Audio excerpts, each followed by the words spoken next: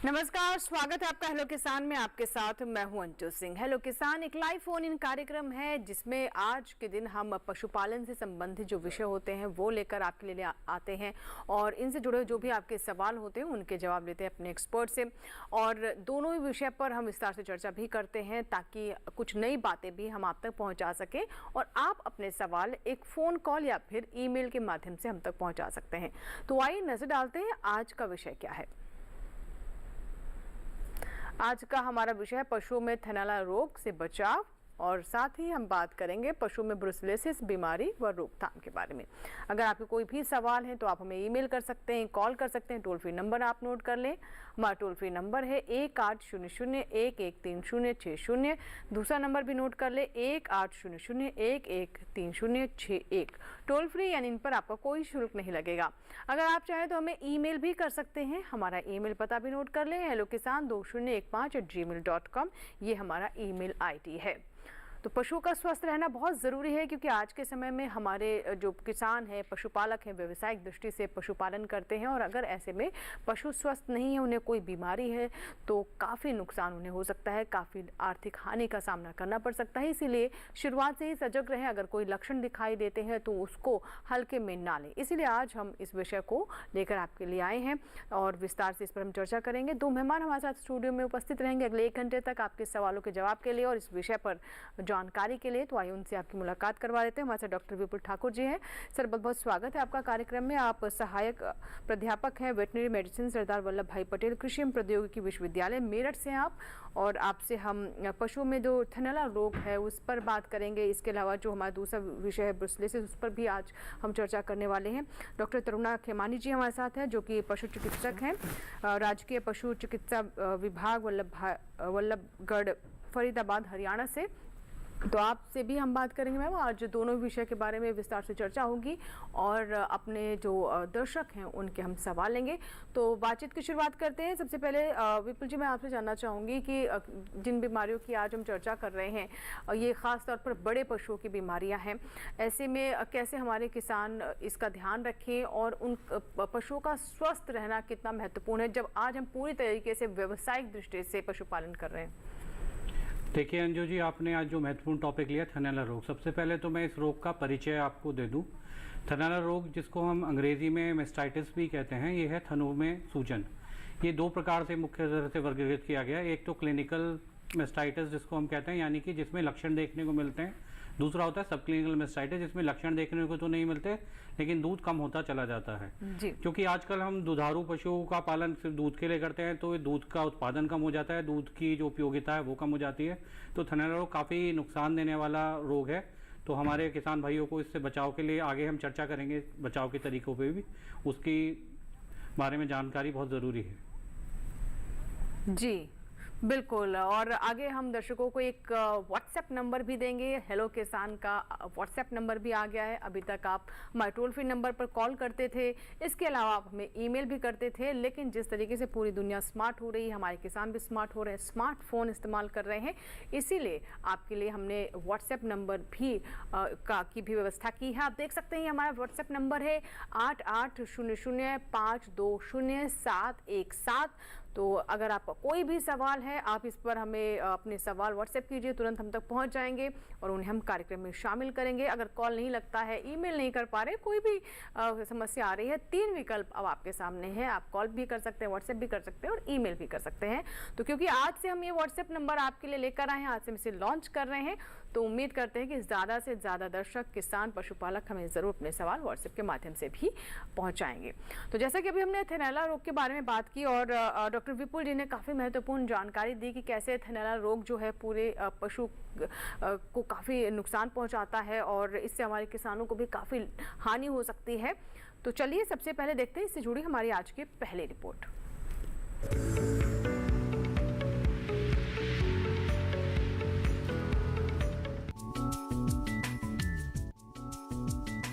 दुधारू पशुओं में होने वाले रोगों का सीधा असर उत्पादन पर पड़ता है। कभी कभी लापरवाही की वजह से पशु की जान से भी हाथ धोना पड़ता है। लिहाजा जरूरी हो जाता है कि पशु के अच्छे स्वास्थ्य के लिए समय रहते जरूरी कदम उठाएं। दुधारू पशुओं में एक बीमारी का ज्यादा प्रकोप देखा गया है, जिसे थनैला रोग कहते हैं। थनैला रोग में दुधारू पशुओं के थन में सूजन, कड़ापन और दर्द का होना इस रोग के मुख्य लक्षण हैं। इसके अलावा थनों को हाथ से छूने में गर्माहट महसूस होती है। दूध उत्पादन में कमी आने लगती है। निकाले गए दूध में थक्के पड़ने लगते हैं। दूध का रंग भी बदल जाता है। दूध में फैट की मात्रा कम हो जाती है।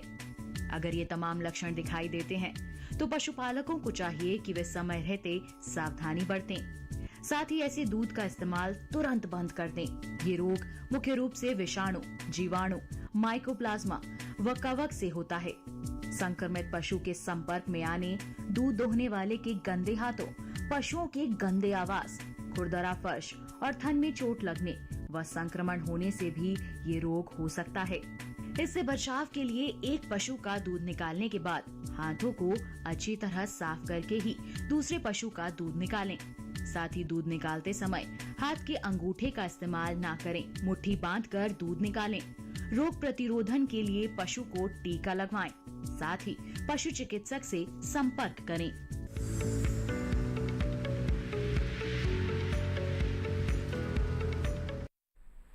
तो अभी आपने थनैला रोग पर हमारी ये रिपोर्ट देखी और आज का जो हमारा दूसरा विषय है ब्रुसेलोसिस, जिसकी हम बात कर रहे हैं, उस पर भी हम चर्चा करेंगे।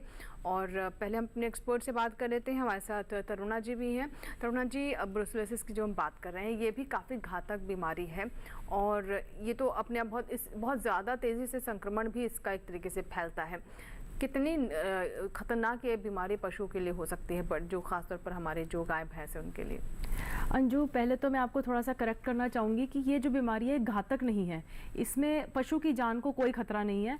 ये आपने बिल्कुल ठीक कहा कि इसका संक्रमण जो है वो बहुत तेज़ी से फैलता है और जो मादा पशु या नर पशु हैं, जैसे हमारी गाय और भैंस हैं, हालांकि ये बीमारी गाय, भैंस, सूअर और ये भेड़, बकरी, इन सब में होती है। इनफैक्ट ये कुत्तों में भी ये बीमारी मिलती है।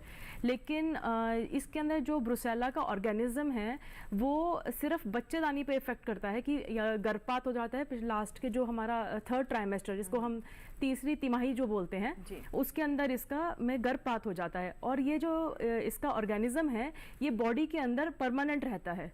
हालांकि पशुओं में इलाज करने की बहुत कोशिश की गई है पर इसका इलाज सफल नहीं है।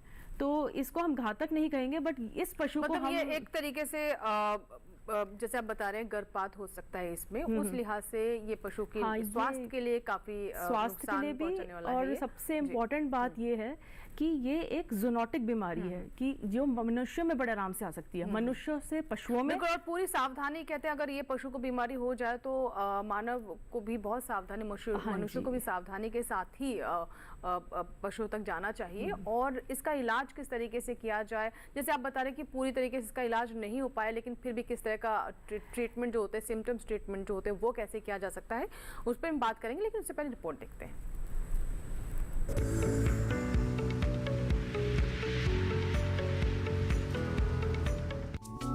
पशुओं में होने वाली ब्रुसेलोसिस बीमारी एक संक्रामक बीमारी है। इस बीमारी से पीड़ित पशु का गर्भपात हो जाता है। ये रोग ब्रुसेला एबॉर्टिस नामक जीवाणु से फैलता है। रोग के लक्षणों की बात करें तो पशुओं में गर्भावस्था की अंतिम तिमाही में गर्भपात होना इस रोग का प्रमुख लक्षण है। पशुओं में जेर का रुकना व गर्भाशय की सूजन, नर पशुओं में अंडकोश की सूजन भी इस रोग के लक्षण हैं। संक्रमित पशु से मिलने वाली संतान भी कमजोर होती है। साथ ही बीमारी का असर दूध उत्पादन क्षमता पर भी पड़ता है। बचाव के लिए समय रहते चिकित्सक से संपर्क करें और रोगी पशु के योनि स्राव, दूध, रक्त और जेर की जांच करवाएं। गाय, भैंस, भेड़, बकरी, शूकर में मादा पशु में टीकाकरण करवाएं। बीमारियों के नियंत्रण के लिए सरकार योजनाएं भी चला रही है, जिसके तहत पशुओं का मुफ्त टीकाकरण कराया जाता है। अभी तक करीब 32 करोड़ से अधिक पशुओं का टीकाकरण कराया जा चुका है। माननीय प्रधानमंत्री जी ने सितंबर 2019 में खुरपका और मुंहपका रोग और ब्रुसेलोसिस के नियंत्रण के लिए 13,343 करोड़ रुपए के परिव्यय के साथ अगले 5 वर्षों यानी 2019-20 से 2023-24 तक के लिए ये कार्यक्रम शुरू किया है, जिसका सीधा उद्देश्य पशु की सुरक्षा और पशुपालकों को पशुधन हानि से बचाना है।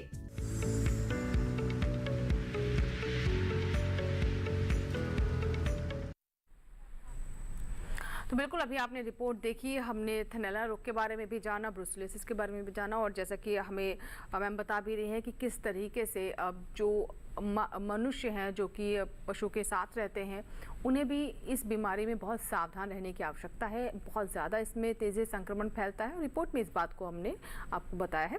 चलिए हमारे आज के पहले कॉलर हैं विपिन है, जिन्होंने सागर से हमें फ़ोन किया, उनका हम सवाल ले लेते हैं। विपिन जी, स्वागत है आपका हेलो किसान में। बताइए किस विषय से जुड़ा हुआ प्रश्न है आपका।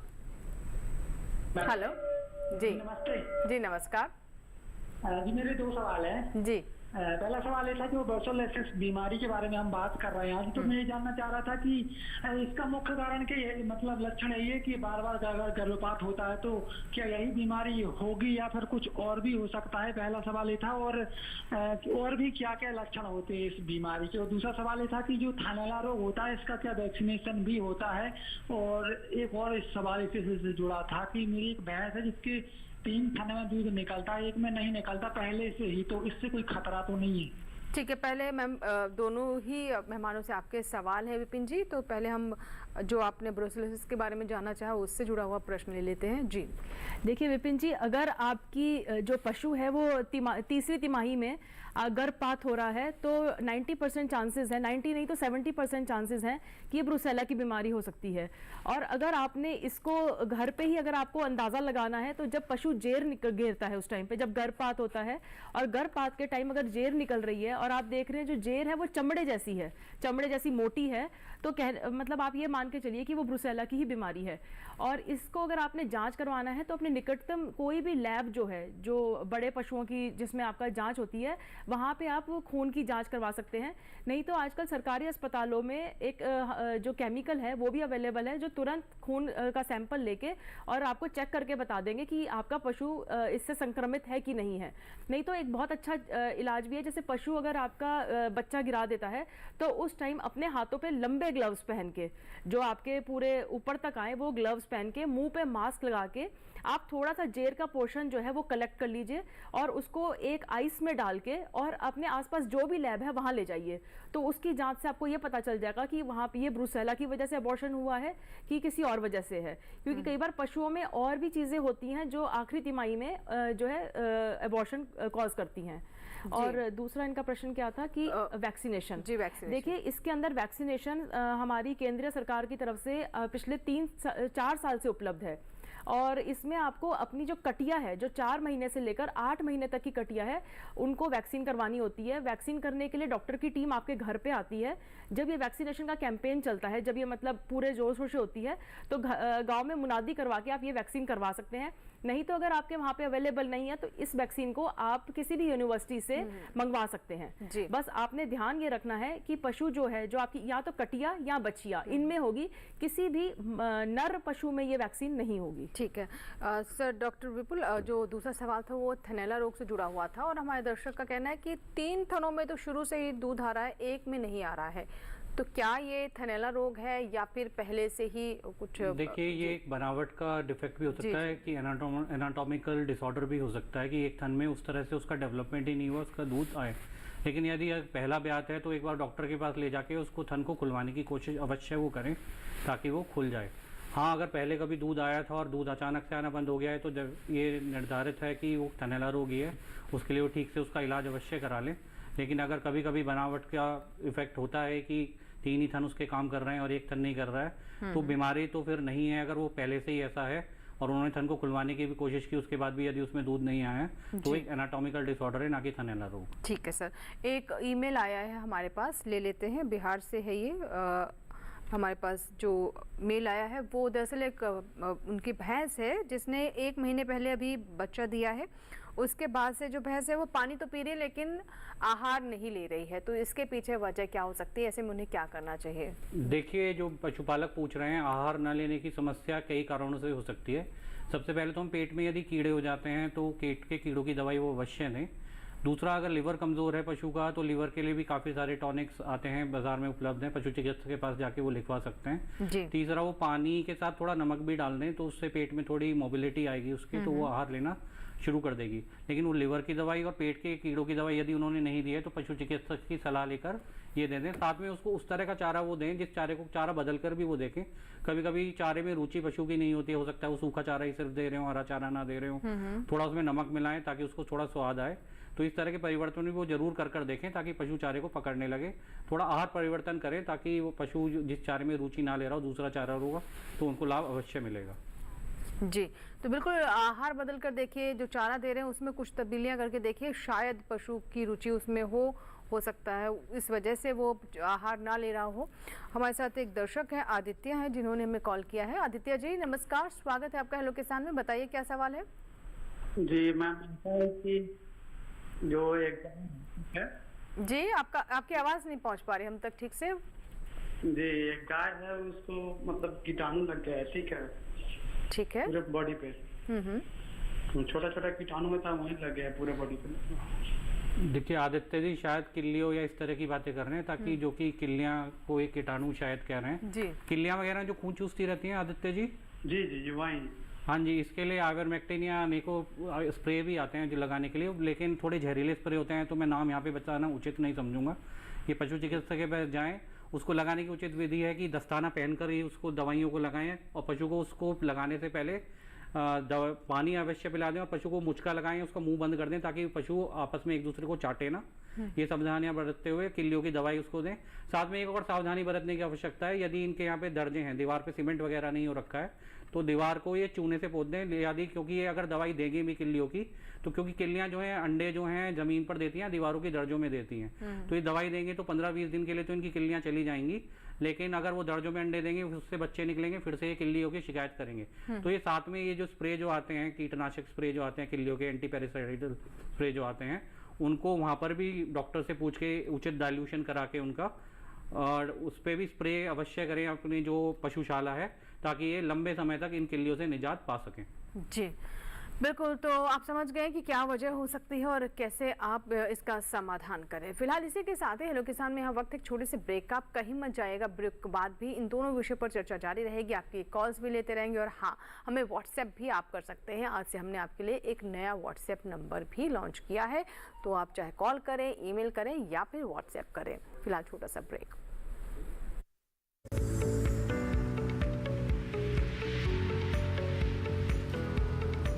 अरे भाई सुना नहीं क्या, केसीसी ने किसानों का जिंदगी बदल दिया है।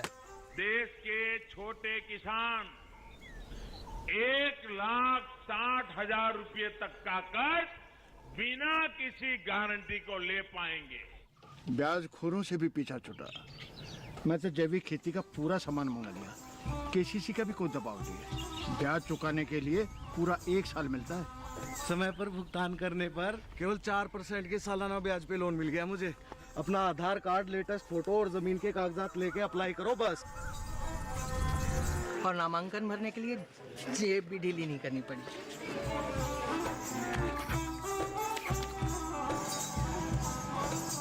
चाचा, उधार चुकाने के 24 घंटे के बाद उतने ही पैसे वापस निकाल सकते हैं।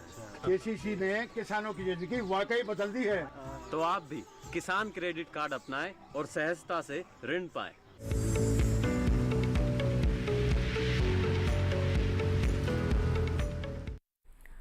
ब्रेक के बाद एक बार फिर आपका स्वागत है। आप देख रहे हैं हेलो किसान। अगर आप अभी हमारे साथ जुड़ रहे हैं तो आज का विषय एक बार फिर से आपको बता दें।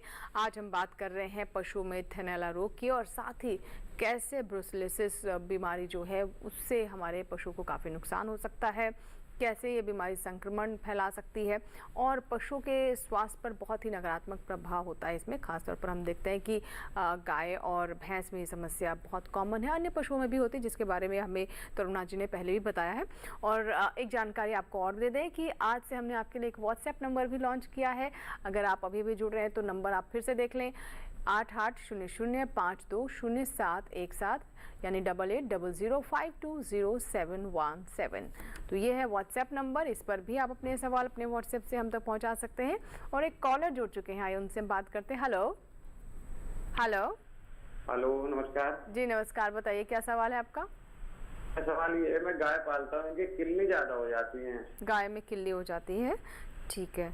मैम क्या बताना चाहेंगे? देखिए, ये जो चीचड़ी कलेली की प्रॉब्लम है ये इस मौसम में नॉर्मल है। एक और दर्शक का कॉल आया था हाँ, इसमें आप कुछ नहीं है, सिर्फ एक तो आपका यहाँ तो अपने निकटतम पशु चिकित्सालय जाके आइवरमेक्टिन का इंजेक्शन लगवा लीजिए, नहीं तो इनके लिए दवाइयाँ आती हैं जो आप इनकी बॉडी पे अप्लाई कर सकते हैं, इनके शरीर पे कर सकते हैं। बस उसमें थोड़ा खास ध्यान ये रखना है कि आपने सुबह या शाम के वक्त अप्लाई करनी है, धूप में नहीं करनी, क्योंकि उनका एलर्जिक रिएक्शन होता है। और दूसरा ये कि जब आप अपने पशु के ऊपर दवाई अप्लाई कर रहे हैं तो साथ साथ जिस बाड़े में आपने अपने पशु को रखा हुआ है उस बाड़े की भी ट्रीटमेंट बहुत ज़रूरी है। तो वहाँ के लिए अलग तरह के हमारे पास सॉल्यूशंस आते हैं जिनको आप पशु को 8 घंटे के लिए बाहर रख के और उस पूरे बाड़े को उस दवाई से साफ कर दीजिए, ताकि जो किल्ली छूट के पशु के शरीर से नीचे गिरी है और वो जो ईंट के जो बीच में जगह होती है या जो आपका बाड़ा है मिट्टी में चली गई है, तो वहाँ से भी वो किल्लियाँ जो हैं वो ख़त्म हो जाएं। जी, एक ईमेल आया है, वो ईमेल भी ले लेते हैं। हमारे एक दर्शक है सुरेश कुमार, जिन्होंने ईमेल किया है। ये कहते हैं कि इनकी दो गाय है, ये झुंझुनू राजस्थान से है, और माफ़ कीजिएगा 4 भैंस है इनके पास, जिसमें से एक जो भैंस है उसको ब्याह हुए 7 महीने हो गए हैं, वो हीट में नहीं आ रही है। तो ये समस्या जानना चाहते हैं क्या है, क्यों हीट में नहीं आ रही है। और दूसरा जो सवाल है वो ये कि वो गिर गाय लेना चाहते हैं, तो इसके लिए कौन सी अच्छी नस्ल ये ले सकते हैं? डॉक्टर विपुल। सबसे पहले तो जो ब्याज की समस्या इन्होंने बताई, ये खासतौर पे आजकल पशुओं में देखा जाता है। राजस्थान एक सूखा राज्य है, तो पशुओं में खनिज तत्वों की कमी हो जाती है, जिसकी वजह से पशु आगे का नहीं होता है। और खनिज तत्वों की कमी कभी कभी अच्छा चारा दे रहे होते हैं, तो जैसे मैंने पहले भी चर्चा की, पेट के कीड़े यदि होते हैं उनकी वजह से भी हो जाती है। तो सबसे पहले तो ये डिवॉर्मिंग इसके लिए कर दें, साथ में ये इस तरह की खनिज तत्व जो मिनरल मिक्सचर बाज़ार में आते हैं वो देना शुरू करें, और साथ में विटामिन भी देना शुरू करें। एक और मैं इनको सलाह देना चाहूँगा, वो पशु के एक बार जांच करा लें, जो हाथ डालकर जांच होती है पशु चिकित्सक द्वारा। यदि कोई सिस्ट वगैरह इनके पशु की ओवरीज वगैरह में हो गए होंगे, और यदि वो पिछली बार ठीक से उसने जेर वेर अगर गिराई ऐसा मान के चलते हैं, तो एक बार पशु की जांच जरूर करा लें। यदि कोई सिस्ट वगैरह होंगे तो जांच में सामने आ जाएंगे। तो हार्मोनल ट्रीटमेंट इसमें चलता है थोड़ा सा, तो वो पशु चिकित्सक की सलाह से ये ले सकते हैं और इनको निश्चित रूप से लाभ मिलेगा। दूसरा, गिर मैम गुजरात की नस्ल है, तो अपने आप में ही एक नस्ल है। तो आजकल वैसे काफ़ी जगह गिर को, साहिवाल को हम ज़्यादा प्रमोट कर रहे हैं। गिर गुजरात की, इसके लिए दूसरे स्टेट से ले जाने में काफ़ी हमें परमिशंस वगैरह भी लेनी पड़ती हैं। तो ये वहाँ के पशु चिकित्सक से जो कानून है उनके हिसाब से थोड़ा सा संपर्क कर लें, तभी ये दूसरे राज्य से गाय को ले। यदि लोकल में कहीं पे इनको गिर गाय उपलब्ध है, ये जाके वहाँ पे राजस्थान में काफ़ी सारे वेटनरी कॉलेजेस हैं, जयपुर में हैं, उदयपुर में हैं, जो भी इनको पास पड़ता हो वहाँ पर जाकर एक बार ये सलाह ले लें कि कोई लोकल पशुपालक यदि गिर गाय का सप्लायर हो वहाँ पर, तो उससे जाकर भी ये ठीक से ले सकते हैं। जी, एक ईमेल और आया है, ले लेते हैं। ये बबलू डांगी हैं, जिन्होंने हमें ईमेल किया है। ये बताते हैं कि इनकी भैंस अचानक से खड़े खड़े गिर गई, जिससे उसे काफ़ी चोट आई है। उसके बाद से उसके पैर में दर्द है, वो चल नहीं पा रही है, दवाई क्या करें?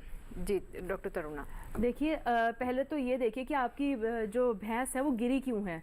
अगर वो अभी ताज़ा ब्याई है तो ताज़ा ब्याई के अंदर कई बार एनर्जी की कमी हो जाती है, तो उसकी वजह से जो पशु है उसमें संतुलन की प्रॉब्लम आ जाती है। और कई बार ऐसा भी होता है, देखा गया है कि एक बीमारी है जो हमारी सर्रा बीमारी है, वो उसमें भी एक लक्षण है कि पशु जो है वो बेल खींच के खड़ा होता है और अचानक से गिर जाता है। जी। तो पहले तो आप पशु चिकित्सक को बुला के ये डायग्नोस करवाइए कि बीमारी क्या है। और दूसरा, जो पैर में चोट लगने की बात है, वो एक बार देखना पड़ेगा कि पैरों को जो है पीछे जान है कि नहीं है। कई बार पैरों में पैरालिसिस भी हो जाता है, जिस और पीछे के पैरों में बहुत कॉमन है पशुओं में ना, जो हैवी पशु होते हैं। तो उसके लिए आप पहले अपने निकटतम पशु चिकित्सक को कंसल्ट कीजिए, वही आपको बता पाएंगे कि भी उस टाइम कौन सी दवाई देना उसके लिए उचित है। जी, एक और हमारे साथ दर्शक हैं, कैलाश हैं, जिन्होंने राजस्थान से कॉल किया है, नागौर से हमारे साथ फोन लाइन पर हैं। जी कैलाश जी, बताइए क्या सवाल है? ये मेरे 6 महीने से कोई भैंस थी। जी, आपकी आवाज़ ठीक से नहीं पहुंच पा रही है कैलाश जी, फिर से बताएं। जी हाँ, ऐसा है कि 6 महीने से मेरे भैंस थी। कैलाश जी, बिल्कुल आपका सवाल नहीं समझ आ रहा है। आप थोड़ा नेटवर्क क्षेत्र में आ जाएं, शायद कुछ गड़बड़ी है लाइन में। गड़बड़ी नेटवर्क का। हेलो सर, आप समझ पा रहे हैं सवाल इनका? हेलो हेलो जी कैलाश जी। हाँ, ये बोल मैम कोई चीज का है ना, पिछले में गांठ हो रही है। कैलाश जी, माफ़ कीजिएगा, आपकी बात नहीं समझ आ रही है, आपकी लाइन बीच बीच में डिस्टर्ब है थोड़ी सी। तो अगर आपके पास स्मार्टफोन है तो आप व्हाट्सएप कर देखिए, या फिर आप दोबारा कहीं जहाँ पर भी है वहाँ से बाहर निकल के कॉल कीजिए, ताकि आपकी आवाज़ हम ठीक से सुन पाए, तभी हम आपके सवाल का जवाब दे पाएंगे।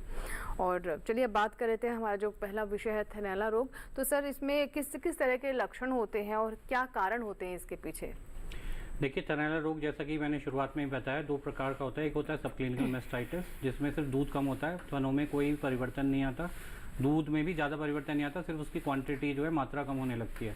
दूसरा होता है क्लिनिकल मैस्टाइटिस, जिसका अर्थ है उसमें पूरे लक्षण थन में देखने को मिलते हैं, जैसे कि थनों में सूजन आना, दूध पतला होने लगता है या उसमें छींचड़े आने लगते हैं, मलाई अधिक आने लगती है अलग अलग टुकड़ों में, दूध में कभी कभी खून भी देखने को मिलता है और दूध फटने भी लगता है।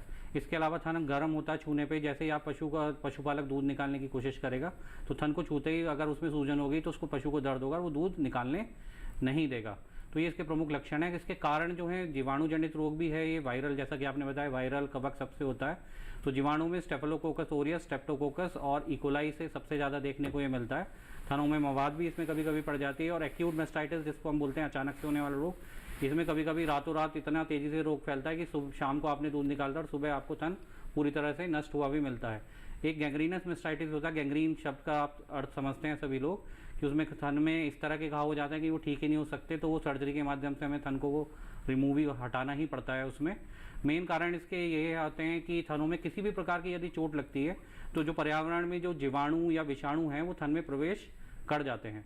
तो चोट लगने के कारण वो, और यदि दूध पूरी तरह से पशु का नहीं निकाला जा रहा है तो दूध जो बहुत ही अच्छा माध्यम है जीवाणुओं के लिए, तो जीवाणु जब दूध जो थन का जो मुंह है वो खुल जाता है जब हम दूध निकालते हैं, और वो लगभग 10 मिनट तक खुला रहता है।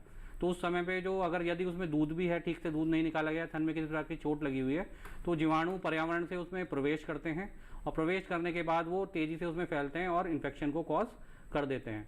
तो मेन यही कारण है कि दूध ठीक से निकालना है। दूध को जैसा कि आपने उसमें बताया, अंगूठे के माध्यम से ना निकाल के पूरी मुट्ठी बंद करके निकालना है, इस तरह से बंद मुट्ठी करके निकालना है। अंगूठे की जो ये हड्डी है, इससे प्रेशर थन पे हमें कभी भी नहीं डालना है। दूसरा, आजकल पक्का फ्लोर हो गया है सब जगह, जो सीमेंटेड या ईंटों वाला फ्लोर हो गया है, जिससे थन पे या जो लेवटी है उस पर निरंतर चोट लगती रहती है, प्रेशर पड़ता रहता है। तो दूसरे या तीसरे ब्याज पे जाके वो चोट इतनी ज़्यादा हो जाती है कि पशु आहारवालक बताता है कि दूध अचानक से आना बंद हो गया, कुछ भी नहीं हुआ, क्योंकि वो थन में जो दूध बनाने वाली कोशिकाएं वो धीरे धीरे प्रेशर की वजह से नष्ट हो जाती हैं।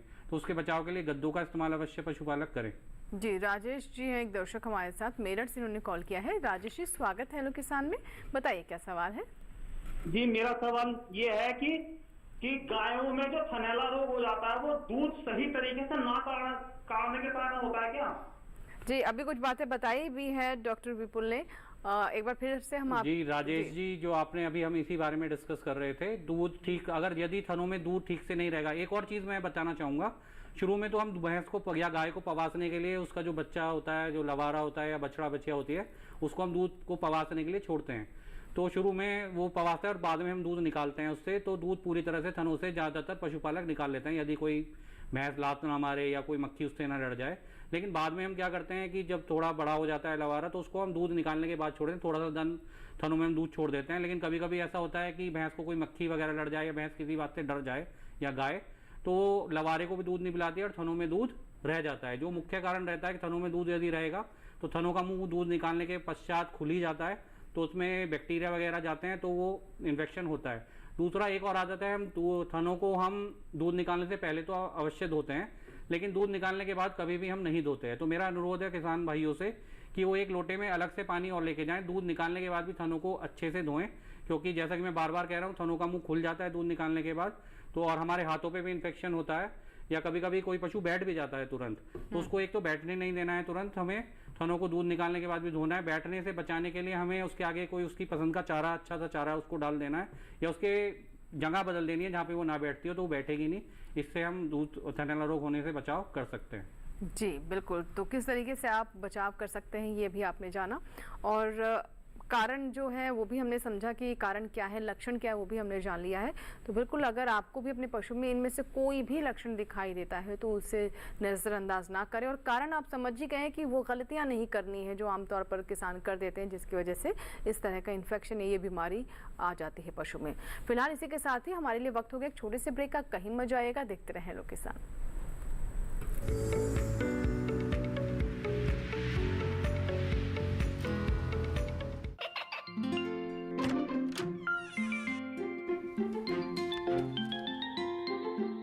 ये क्या हो रहा है?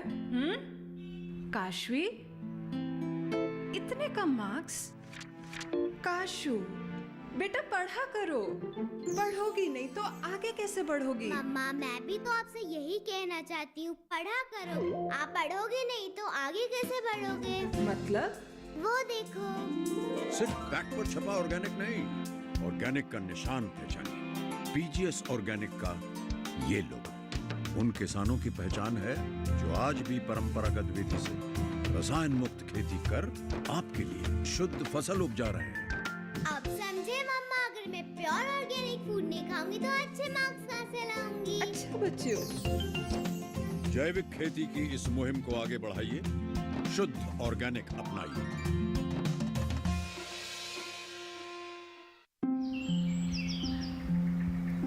अरे अरे अरे क्या कर रहा है? इधर इधर इधर, हम बोल रहे हैं तेरे बीजू का। पुतला बोल रहा है? हाँ, पक्षियों से तो हम खेत को बचा लेते हैं, पर इन घातक रसायनों से कैसे बचाएं? मतलब? देख बेटा, तू जो ये अंधाधुंध रसायन मिलाता है ना, मिट्टी की सेहत बिगड़ने लगी है। और जब माटी ही कमजोर पड़ जाएगी तो उपज कैसे सेहतमंद होगी? हाँ? अरे पहले ऐसा नहीं था। पूछना अपने बड़े बुजुर्गों से, कैसे फसल लहलहाती थी, शुद्धता झलकती थी। हाँ, माटी भी तंदुरुस्त और लोग भी। पहली वाली बात कहाँ? पर अब तो सब यही डाले हैं। सब नहीं, आज भी लाखों जागरूक किसान परंपरागत विधि से फसल उगा रहे हैं। खर्चा कम और उपज की कीमत भी बेहतर पा रहे हैं। ठीक है भाई, मैं भी आज से जैविक खेती शुरू करूंगा। माटी से प्रेम की परंपरा है परंपरागत खेती।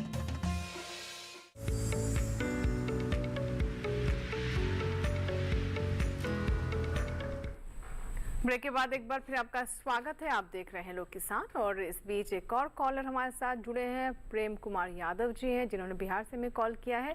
प्रेम जी, स्वागत है हेलो किसान में। बताएं क्या सवाल है आपका? सर, भैंसी का दूध जो है ना जी, कौन माने हो गया है भैंसी का दूध, तो उसको कैसे माने खिलाए, कितना खिलाए तो दूध बढ़ जाए, यही सवाल है आपका? जी। और दूसरा सवाल है कि खरी जाड़े के दिन में और गर्मी के दिन में कितना दे? दूसरा सवाल फिर से बताइए प्रेम जी। जाड़े के दिन में खरी कितना दे, गर्मी के दिन में खरी फल कितना दे? ये कुंटल में खल की बात कर रहे हैं शायद डॉक्टर। देखिए, सबसे पहले तो दूध बढ़ने की समस्या अक्सर आती है, लेकिन यदि मैं एक चीज़ और बताना चाहूँगा कि हर पशु की एक लिमिट होती है कि जितना दूध उत्पादन वो करेगा, उसकी नस्ल पे, उसके साइज़ पे, उसकी क्या आनुवंशिकी है, क्या जेनेटिक्स है, उस पर भी डिपेंड करता है। तो बहुत ज़्यादा हमेशा परेशान होने की ज़रूरत नहीं है। लेकिन यदि पिछले ब्यात में दूध ज़्यादा दे रहा था या पिछले महीने ज़्यादा दे रहा था और इस महीने कम होने लगा है, तो हाँ, अवश्य ही चिंता का विषय है। इसके लिए हमें खनिज मिश्रण और विटामिन जो आते हैं, कैल्शियम के भी घोल आते हैं बाजार में, वो देने की आवश्यकता है। साथ में संतुलित पशु आहार देने की आवश्यकता है। साथ में जैसा कि इन्होंने बताया कि खल आदि भी देने, कंसनट्रेट 1 kg जो 4 किलो दूध पे लगभग देने की आवश्यकता होती है, और उत्पादन यदि बढ़ाना है। दूसरा, गर्मियों में भी हमें तेलीय पदार्थ थोड़े ज़्यादा देने चाहिए, क्योंकि पशु को एनर्जी चाहिए होती है गर्मी से लड़ने के लिए भी। तो ऐसा कुछ नहीं है कि गर्मियों में खल कोई इस तरह से गर्मी नहीं करती। यदि पशु छाया में बंधा हुआ है कि हमें सर्दियों और गर्मियों में उसको कम या ज़्यादा करने की आवश्यकता है, तो खल मौसम के अनुसार सर्दियों में थोड़ी सी आप उसको गर्म चीज़ें बिनौले ज़्यादा दे सकते हैं, लेकिन ऐसा कुछ नहीं है। यदि पशु उत्पादन में है तो लगभग 1 किलो कंसनट्रेट हम देते हैं 4 किलो दूध पे, तो इतना देने की आवश्यकता है निश्चित रूप से। साथ में दूध बढ़ाने के लिए मैं बार बार एक चीज़ पे अवश्य कहता हूँ कि पेट के कीड़ों की दवाइयाँ अवश्य दे दें, क्योंकि एक तरह से आप अच्छा आहार भी उसको देते रहेंगे। लेकिन यदि पशु के पेट में कीड़े हैं तो वो अपने पूर्ण उत्पादन पर कभी भी नहीं जा पाएगा। तो यदि आप अपने पशु की नस्ल को सबसे पहले देखें, और यदि सब कुछ ठीक है तो उसको संतुलित आहार दें, ठीक से उसको हरा चारा और सूखा चारा दोनों बराबर मात्रा में। खल लगभग 1 किलो प्रति 4 किलो दूध 1 किलो 4 किलो दूध के उत्पादन पे देने की आवश्यकता है।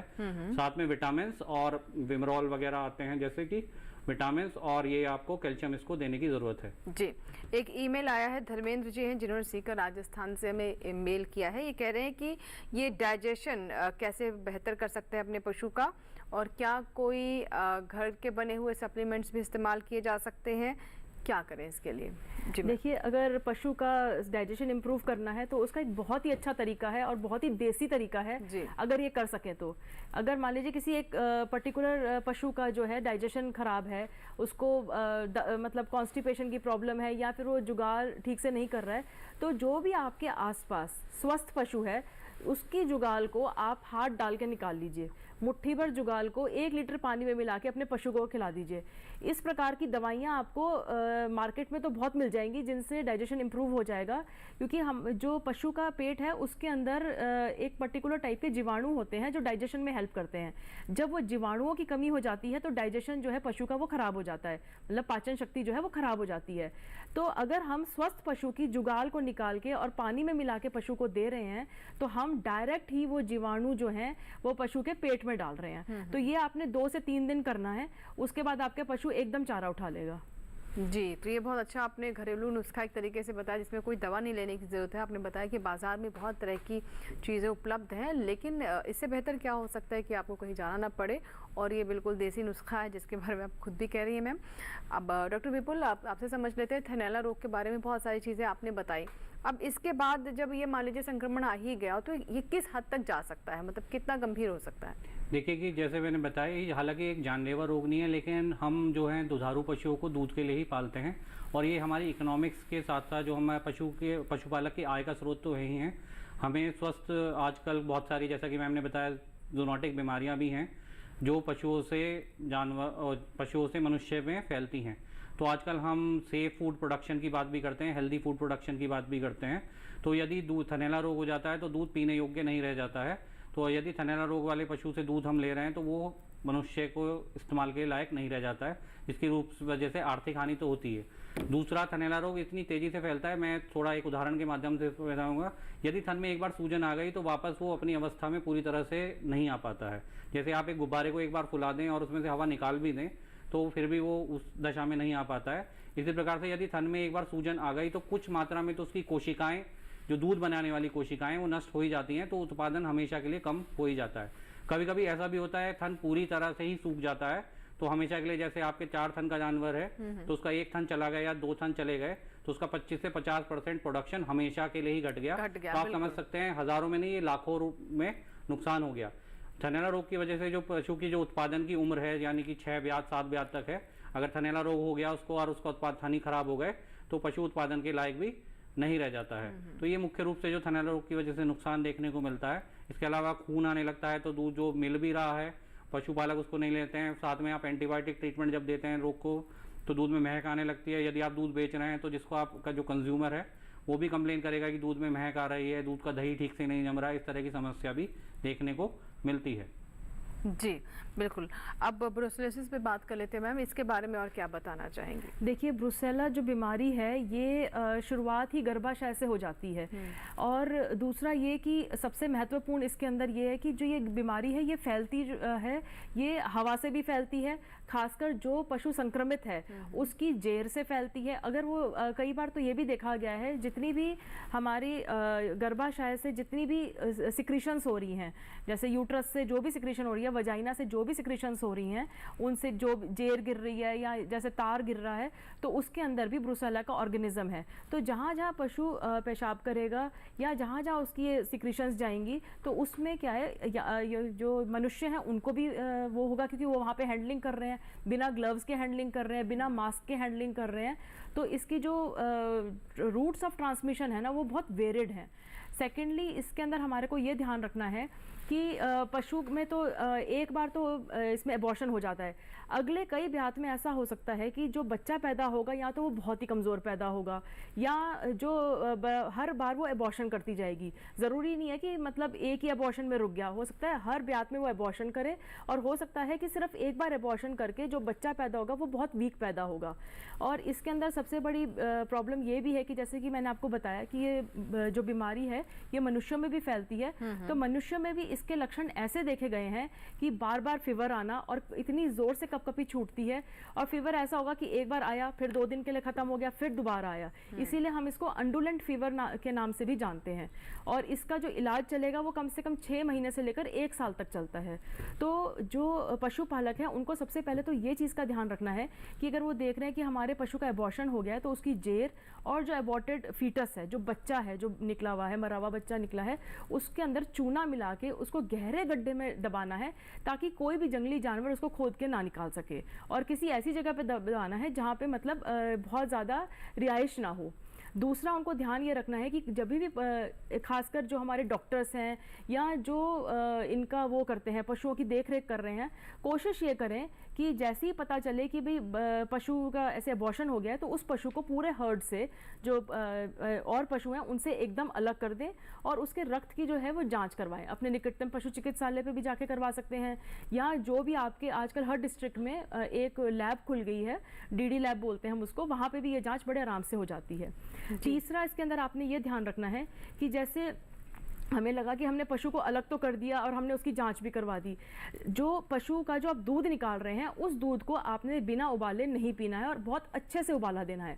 सबसे मेजर प्रॉब्लम मनुष्यों में जो है इस बीमारी की वो कच्चा दूध पीने से होती है, और कई बार हमें पता है पशु जो संक्रमित, हमें पता नहीं चला, मान लीजिए बच्चा पैदा हो गया, वीक है, लेकिन हमें थोड़ा सा डाउट है कि हमारा पशु जो है वो ब्रुसेला से संक्रमित है, तो उसके अंदर जब तक हम जाँच नहीं करवा देते तब तक पशु को स्टार्टर फीड पर रखिए ताकि एक बार जाँच होने के बाद पता चल जाए कि वो उसके अंदर ब्रुसेला नहीं है, क्योंकि जो ये कच्चे दूध से है इससे भी ये ब्रुसेला बहुत तेजी से फैलता है। जी, देवेंद्र शर्मा एक दर्शक हमारे साथ फोन लाइन पर, आइए उनसे बात करते हैं। जी देवेंद्र जी, बताइए क्या सवाल है आपका, आप हमें सुन पा रहे हैं? जी मैडम सुन पा रहे हैं। जी बताइए। जी आपकी टीवी की आवाज अच्छी नहीं है, आप अपना सवाल बता सकते हैं। जी मैडम, थनैला रोग है आपके पशु में? 2 थन, ठीक है, 2 थन में है जी।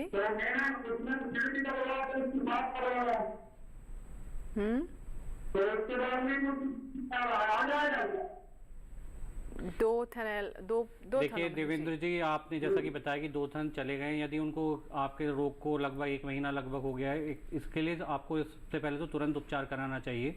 थनैला रोग के लक्षण आते ही तुरंत पशु चिकित्सक के, जनरली हम लोग क्या करते हैं, मिर्ची, नींबू, इसका इस्तेमाल पशुपालक करता है, और क्योंकि संक्रमण बहुत तेज़ी से फैलता है तो थनों, मैंने जैसा कि बताया कि थनों में सूजन आने के बाद थनों में जो दूध बनाने वाली कोशिकाएं वो नष्ट हो जाती हैं और वो रिकवरेबल नहीं है, उनकी रीजनरेशन जनरली नहीं होती है।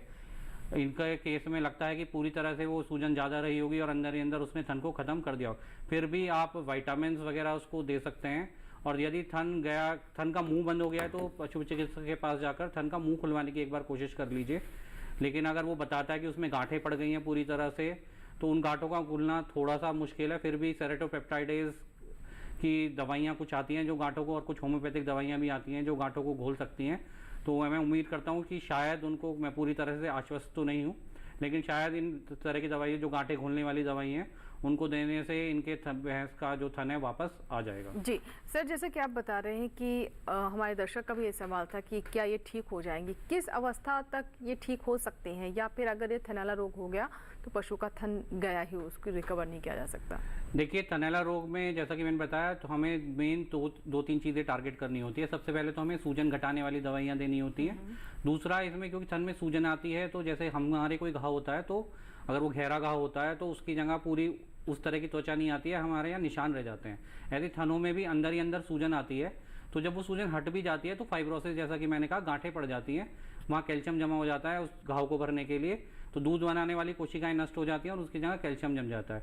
तो उसको रोकने के लिए या तो हम पोटेशियम आयोडाइड या सेरेटोपेप्टाइडेज जैसी दवाइयाँ देते हैं कि गांठें ना पड़े। कभी कभी हम स्टेरॉइड्स भी देते हैं, लेकिन स्टेरॉइड्स जो है हमें कभी भी जाबिन पशु में देनी चाहिए। हालांकि मैं स्टेरॉइड्स का इस्तेमाल कभी भी नहीं कहता हूँ, लेकिन बहुत ज़्यादा सूजन है तो हमें कभी कभी थन को बचाने के लिए स्टेरॉइड्स का इस्तेमाल भी करना होता है। दूसरा कि ये जीवाणु से ज़्यादातर होता है तो इसके लिए हमें एंटीबायोटिक्स जैसे एनरोफ्लॉक्सासिन, जेंटामाइसिन या अदर कॉम्बिनेशंस भी बाजार में उपलब्ध हैं, जो कि इसमें मोबिफ्लॉक्सासिन भी आ गई है आजकल। हाँ, तो इस तरह की दवाइयाँ हैं जो हमें जीवाणु को नष्ट, जो थन में जो जीवाणु बीमारी कर रहे हैं उनको नष्ट करने के लिए एंटीबायोटिक्स देने की ज़रूरत होती है। तीसरा, रीजनरेशन फास्ट हो, नुकसान कम से कम हो, सपोर्ट में हम विटामिन और मिनरल्स के भी देते हैं, विटामिन भी इसके साथ में देते हैं। विटामिन सी जो कि एंटीऑक्सीडेंट का काम करता है, और विटामिन ई और सेलेनियम के कॉम्बिनेशंस भी हम इसमें देते हैं। लेकिन इसमें हमें एक तो तुरंत ही इलाज करा लेना चाहिए। जैसे ही हम दूध में किसी भी प्रकार का परिवर्तन देख रहे हैं, दूध अचानक से कम हो जाना, दूध पतला हो जाना, छींचड़े आना, दूध में खून आना, तन में सूजन आना, कुछ भी देख रहे हैं तो तुरंत हमें इसकी दवाइयाँ शुरू करानी चाहिए। साथ में हमें अपने दूध को लैब में टेस्ट कराने के लिए भेज देना चाहिए। एंटीबायोटिक टेस्टिंग होती है इसके लिए, एंटीबायोटिक सेंसिटिविटी टेस्टिंग, जिससे हमें पता चल जाता है कि कौन सी एंटीबायोटिक सबसे अच्छा कार्य कर रही है। तो हमें तुरंत 24 घंटे के अंदर यदि हम इलाज करा लेंगे तो निश्चित रूप से आप 90% से 95% तक संभावना है कि थनैला रोग ठीक हो जाए।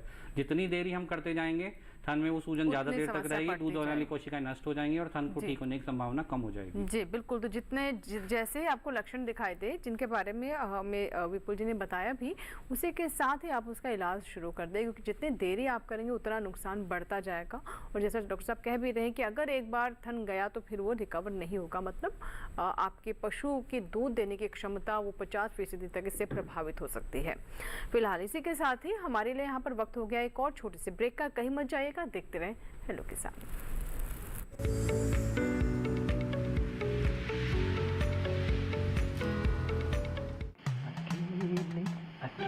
अरे वाह भैया, अकेले अकेले। अरे तू भी ले, पर खाएगा कैसे? मैं ऑर्गेनिक खेती की बात कर रहा रे बेटे।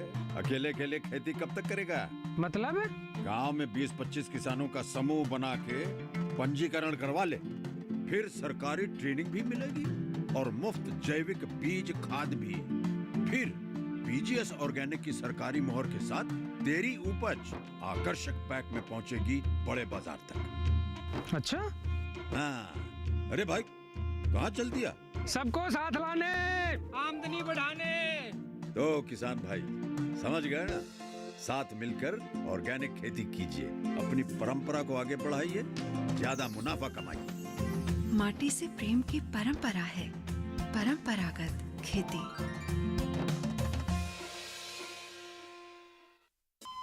अरे सुन तो।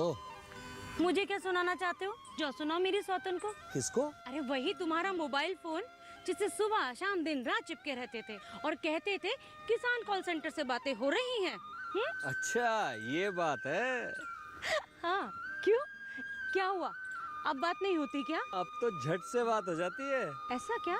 हाँ, अब तो ज्यादा लाइनें और खास तकनीक के कारण खेती के माहिरों से तुरंत बात हो जाती है।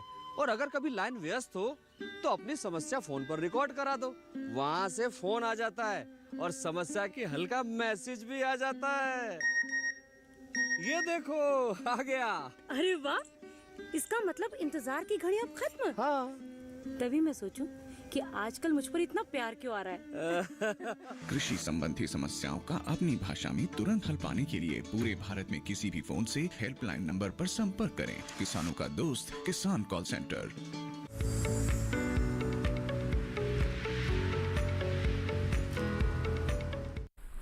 ब्रेक के बाद एक बार फिर आपका स्वागत है। आप देख रहे हैं लोग किसान। अब कार्यक्रम के अंतिम पड़ाव में पहुंच गए हैं, लास्ट सेगमेंट है ये हमारा। तो अगर अभी तक आपने ब्रुसेलोसिस या फिर थनैला रोग से जुड़ा हुआ कोई सवाल नहीं किया है, कोई समस्या है, तो ज़रूर आप हमें कॉल करें, ईमेल करें या फिर व्हाट्सएप करें। व्हाट्सएप नंबर भी हमने आपके लिए आज से लॉन्च कर दिया है। नंबर आप नोट कर सकते हैं टेलीविजन स्क्रीन से 8800520717, यानी ये हमारा व्हाट्सएप नंबर है 8800520717। तो बिल्कुल आप किसी भी तरीके से आप हमें संपर्क कर सकते हैं। और इस बीच एक कॉलर है, आइए उनका हम सवाल ले लेते हैं। हेलो हेलो जी नमस्कार, बताएं क्या सवाल है आपका?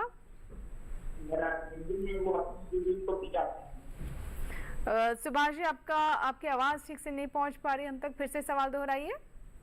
हमारे गाय है वो अपने पेशाब को पी जाता है। गाय को क्या समस्या है?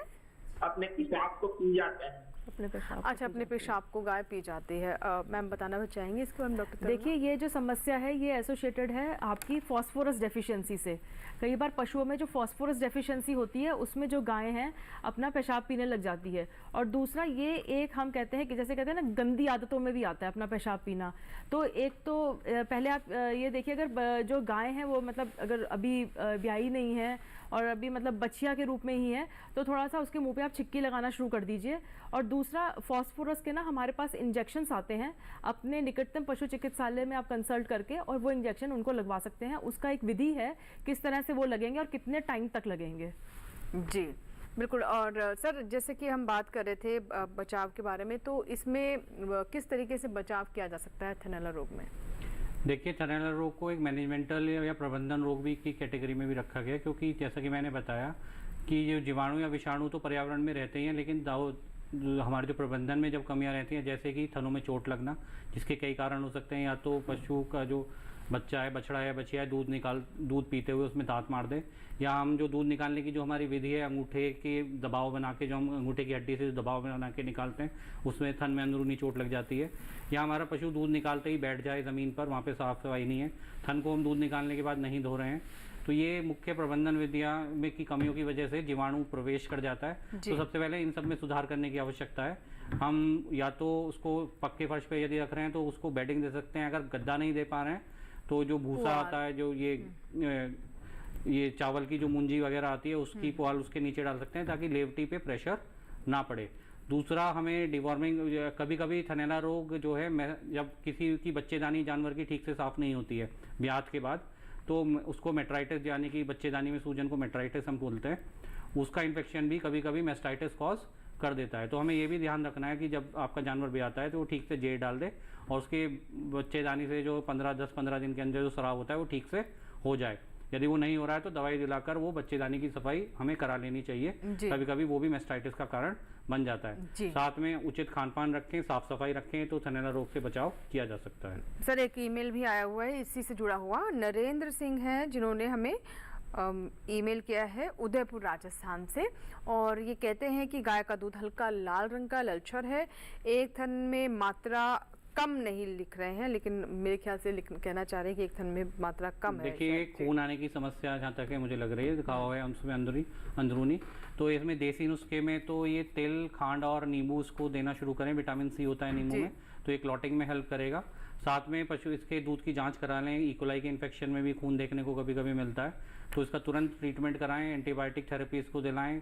और क्रोमोस्टैट्स आते हैं, जो दूध, ये खून रोकने वाली दवाइयाँ कुछ आती हैं, वो लेकिन पशु चिकित्सक के उनकी डोज में निर्धारित है, और बहुत ज़्यादा मात्रा में यदि हमने इनको दे दिया तो कभी कभी ये वेन्स में भी क्लॉटिंग कर देती हैं। जी बिल्कुल। तो दूध खून के चकत्ते जम सकते हैं अंदर भी, तो लेकिन पशु चिकित्सक की निगरानी में ये इसका ट्रीटमेंट कराएं। तो साथ में दूध, जो उस थन से दूध निकालने के लिए टीट साइफन का इस्तेमाल करें। सर ये हम मान के चले कि जैसे बता रहे कि दूध जो है वो लाल सा है, ललछर है, खून आ रहा है, तो उसको दबा के दूध निकालना भी आवश्यक है। भले ही थनैला रोग हो जाए, थन को हमें दूध निकालना तो आवश्यक है। तो इसके लिए टीट साइफन का इस्तेमाल करें। एक साइफन आता है, ट्यूब टाइप आती है, जो थन के अंदर डाल दी जाती है, तो उससे दूध अपने आप ही रिस जाता है। जैसे बार बार दबा के दूध निकालेंगे तो थन के अंदर घाव बार बार होता रहेगा, तो वो घाव ठीक नहीं होगा। तो टीट साइफन का इस्तेमाल करके ये दूध निकालते रहें उससे। तो और गद्दा उसको अवश्य लगा दें पशु को, ताकि थन में चोट न लगे और पशु उस थन से उसके बच्चे को भी ना चुकवाएं। जी।